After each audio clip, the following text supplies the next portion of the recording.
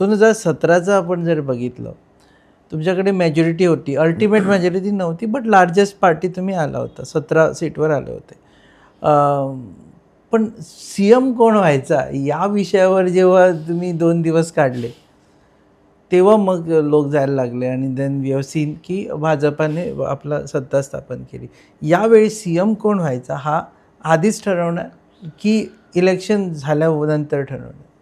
नाही, शेवटी काँग्रेसची जी पद्धत आहे, इलेक्शन झालं, आमदार जे निवडून येतील ते आमदार ठरवतील कोणाला CM करायचं, ते उघड आहे. ती फॉर्मॅलिटी झाली, पण हां. पक्ष CM फेस देणार का, मुख्यमंत्र्यांचा चेहरा देणार का?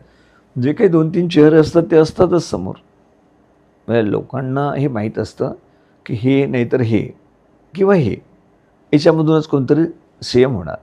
पण पक्ष नेतृत्व जे फायनल करेल त्याला सगळ्यांची संमती असली पाहिजे आणि ती राहणार. शेवटी त्यावर येऊन अडकतं की बा वेळेवर ह्या गोष्टीचं जसं स्मूथली काही गोष्टी आपण करतो देशामध्ये, तशा प्रकारे स्मूथली होण्याच्या दृष्टिकोन आमचं सगळ्यांचं काम राहील त्या पद्धतीने. तुम्ही पाहतात GNH.